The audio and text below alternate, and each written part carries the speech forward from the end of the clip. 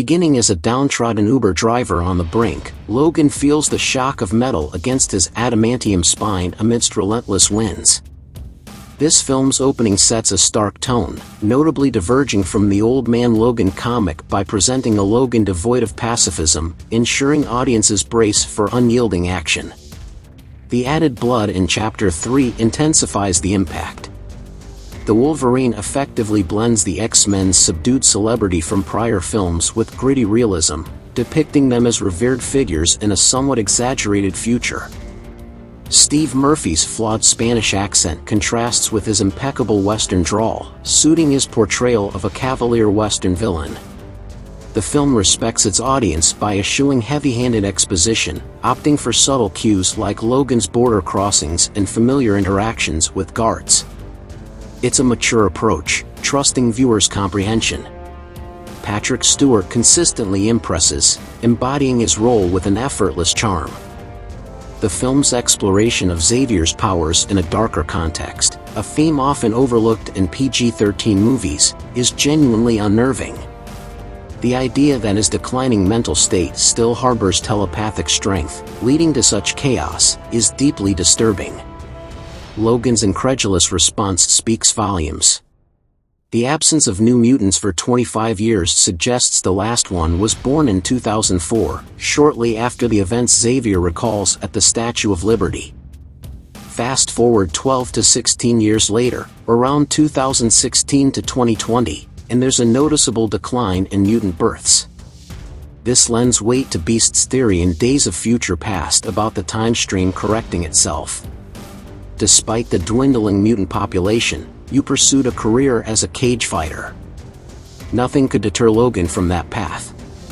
The subtle narrative misdirection, familiar to fans of the Old Man Logan story, adds layers of complexity.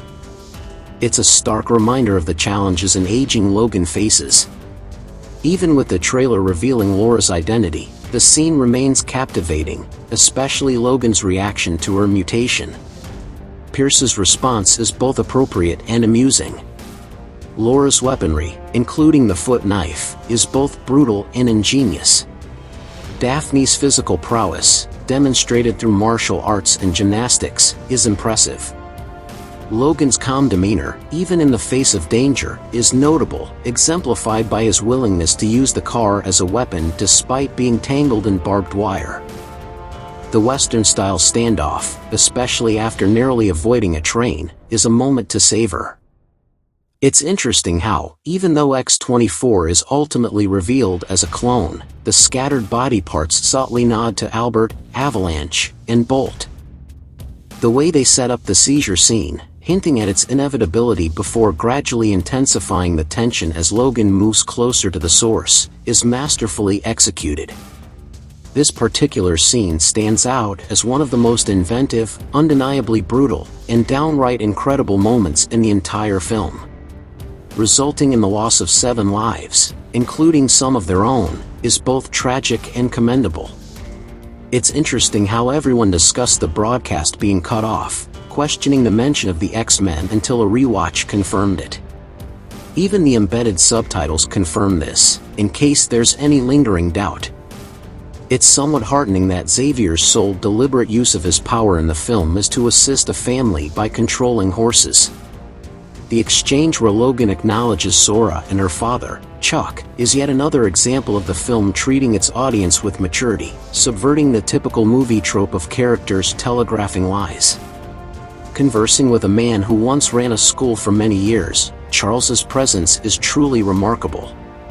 Despite being one of the most action-packed and gruesomely bloody films of the year, it's remarkable that we're treated to one of the most nostalgic, genuine, and heartwarming scenes in the series. For both actors, this marks their final portrayal of these characters. It's almost as if they're genuinely reminiscing about their shared experiences, which, as it turns out, were largely improvised. As the film draws to a close, and they finally obtain the Sunseeker, it's evident that a typical happy ending was never in the cards for either of them. Mangold does an exceptional job of preparing the audience for the emotional impact to come. Despite their intimidating appearance, it's a relief that dinosaurs, with their massive bodies and tiny brains, aren't infected with symbiotes. I find myself at a loss for words, overwhelmed by the emotions this scene evokes. Despite my inclination to downplay its significance, I'm acutely aware that I'm experiencing precisely what Mangold intended, a complex blend of admiration and sorrow for Xavier's tragic demise. His once perfect knightly image is abruptly shattered by a sudden and unceremonious death. He deserved better, but in the harsh reality of Logan's universe, such notions hold little weight. This sentiment is further underscored and amplified when recalling Xavier's poignant words, "You remember who I am now. I always know who you are. It's just sometimes I don't recognize you." What follows is a jaw-dropping sequence, unapologetically raw and relentless, as we bear witness to the cavalier slaughter of the Munson family, reminiscent of the brutality inflicted by the Hulk gang. This chilling prelude leads to Logan's initial confrontation with his feral, more powerful, and soulless younger self, a clash that leaves him paralyzed with fear. X-24 embodies everything Logan has long suppressed, his haunting weapon X past personified. The ensuing battle is a harrowing duel, laden with themes of sacrifice and the burden of legacy. Hi movie buffs, don't forget to hit the subscribe, like, share, and bell button. It's free and it really helps. You'll be notified of each new recap. While the spectacle of Terminator vs. Terminator is undoubtedly impressive, it is overshadowed by Jackman's portrayal of self-sacrifice. Actually, this scene provides a more accurate representation. Predictably, he distances himself from her, his worst fears have once again been confirmed. Death seems to trail him relentlessly. How could he even consider opening up to Laura? She's nothing but a figment of his imagination, a mere fantasy. I appreciate the minimal reliance on advanced technology, despite the futuristic setting. Even the reverse cybernetic enhancements are kept understated, with only a few interactive screens and flashy billboards breaking the post-apocalyptic atmosphere. Another scene depicting Logan being lifted up, this time toward the light rather than into pain, offers a poignant contrast. The wonder on their faces upon meeting their hero for the first time is truly captivating. Now, let's get straight to the point. I was contemplating ending it all. It's a moment of raw honesty, a crucial step in Logan acknowledging Laura as his equal, rather than just a child. This realization reaches its peak when he entrusts her with his plan. As for Alpha Flight, that's where we believe safety lies, although it's a decision of little consequence. After all, aren't they Canada's own superheroes? Why else would Rice stress the urgency of reaching them before they hit the border? It's not like they'd respect national boundaries, right? Talk about a chilling realization. I never anticipated fearing pine needles, all thanks to the movies. Oh, how I relish in this forest massacre, where Logan unleashes his final beastly rampage, embodying the epitome of a righteous badass. The sheer astonishment on Laura's face when she comprehends that he's genuinely coming to rescue her speaks volumes. And the mere fact that Logan seamlessly transitions back into hero mode to shield his daughter is nothing short of extraordinary. Granted, it may not be the conventional father-daughter duo, but their collaboration in discreetly distributing gene therapy, from sweet drinks to breakfast cereal, successfully combating the mutant threat is undeniably impressive. While this film predominantly serves as a character study drama, the revelation regarding the corn syrup adds an intriguing layer. What truly captivates me is the subtle foreshadowing scattered throughout the movie concerning the true cause of mutant extinction, a lethal combination of corn syrup and energy drinks. I absolutely adore the moment when Logan dismisses the notion of a typical monologue, echoing Valentine's sentiment that this ain't that kind of movie. The underlying subtext of how Laura deciphers the significance of the signal X-24 is particularly fascinating. Despite Logan's prior aversion to firearms, Laura's utilization of one symbolizes his newfound trust in her as an equal. You had to jump in, bro. Go, go, go.